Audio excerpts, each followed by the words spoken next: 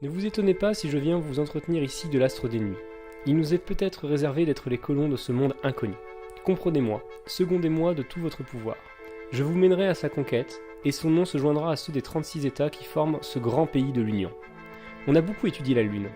Sa masse, sa densité, son poids, son volume, sa constitution, ses mouvements, sa distance, son rôle dans le monde solaire sont parfaitement déterminés. On a dressé des cartes sélénographiques avec une perfection qui égale, si elle ne surpasse pas, celle des cartes terrestres. La photographie a donné de notre satellite des épreuves d'une incomparable beauté. En un mot, on sait de la Lune tout ce que les sciences mathématiques, l'astronomie, la géologie, l'optique peuvent en apprendre. Mais jusqu'ici, il n'a jamais été établi de communication directe avec elle. Permettez-moi de vous rappeler en quelques mots comment certains esprits ardents, embarqués pour des voyages imaginaires, prétendirent avoir pénétré les secrets de notre satellite. Au XVIIe siècle, un certain David Fabricius se vanta d'avoir vu de ses yeux des habitants de la Lune. En 1649, un Français, Jean Baudouin, publia Le voyage fait au monde de la Lune par Dominique Gonzalez, aventurier espagnol. À la même époque, Cyrano de Bergerac fit paraître cette expédition célèbre qui eut tant de succès en France. Plus tard, un autre Français, ces gens-là s'occupent beaucoup de la Lune, le nommé Fontenelle, écrivit La pluralité des mondes, un chef-d'œuvre en son temps, mais la science en marchant écrase même les chefs-d'œuvre.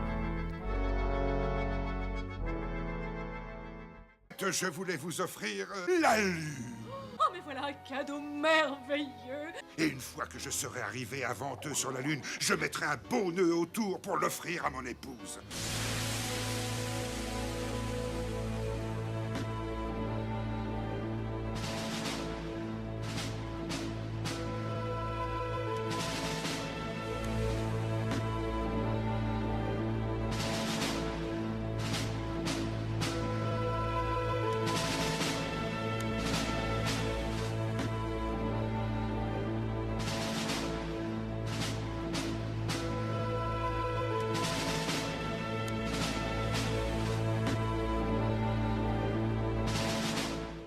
Tout le monde à son poste.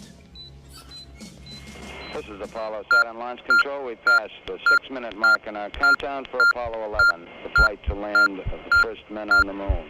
We're on time at the present time for our planned liftoff of 32 minutes past the hour. Coming up shortly, that swing arm will be coming up in the automatic sequence about 10 or 15 seconds from this time. Sequence as the master computer supervises hundreds of events occurring over these last few minutes. 2 minutes, 10 seconds and counting. Oxidizer tanks in the second and third stages now have pressurized. T-minus 1 minute, 35 seconds. Encore 10 secondes. 9, 8, 7, 6, 5, 4, 3, 2, 1. Zéro. Adieu la Terre. Piston, on va se dégager vite fait de l'attraction terrestre et mettre à Dieu une pêche en pleine poire.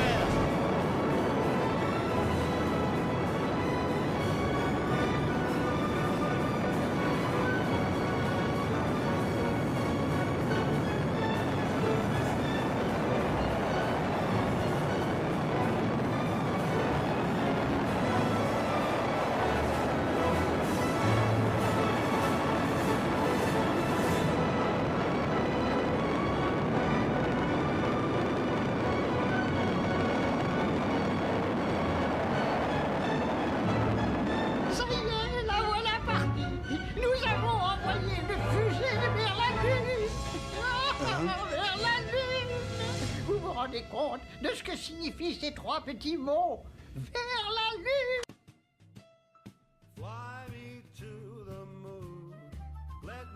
Parlant de chefs-d'œuvre, je voudrais également vous rafraîchir la mémoire en vous rappelant qu'au XIXe siècle, en 1860, un Américain nommé Clark Winchester publia Le premier pas sur la Lune, un roman d'aventure qui a connu un énorme succès. Cet esprit rêveur raconte qu'au cours d'une mission spatiale américaine, qu'il a nommée Apollo, des humains se sont posés pour la première fois sur la Lune.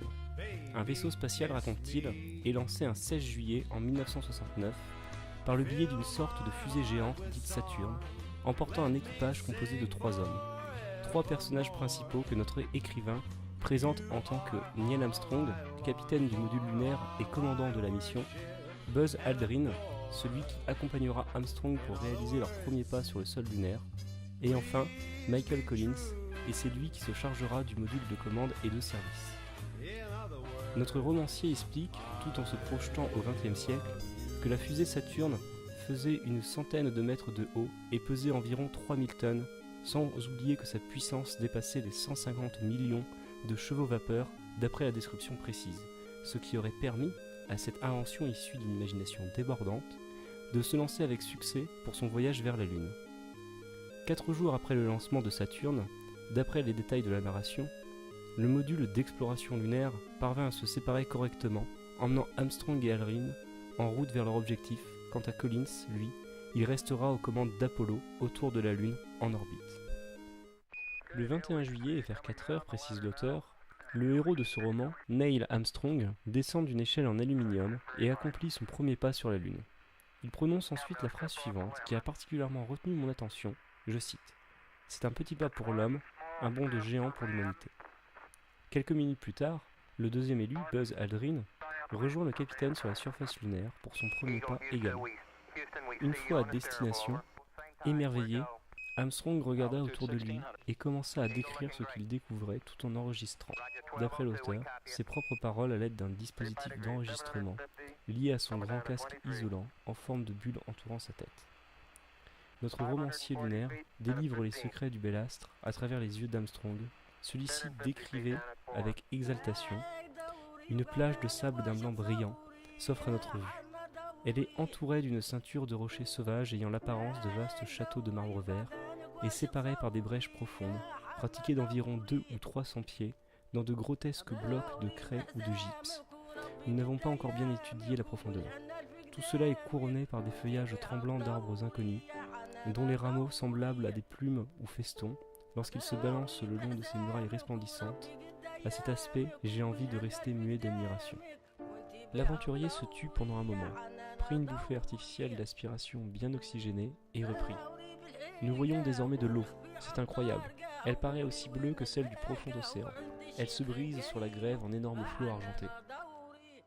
Les deux aventuriers continuèrent leur exploration. À pas lourd, certes, en ayant toutefois l'esprit bien vif et curieux, jusqu'à ce qu'ils furent soudainement saisis d'étonnement à la vue de l'apparition de 4 troupeaux successifs de grands êtres ailés, tout à fait dissemblables de tous les oiseaux connus. Ils descendirent en planant, d'un mouvement lent et égal, des hauts rochers jusque dans la plaine. Ils comptèrent 4 groupes de ces êtres, de 9, 12 ou même 15 individus chacun. Des êtres lunariens prirent leur direction vers un petit bois placé à la base des précipices situés à l'est. Il n'est pas douteux qu'ils ne fussent semblables à des êtres humains, car leurs ailes disparurent en ce moment, et leur attitude, en marchant, était à la fois majestueuse et hardie.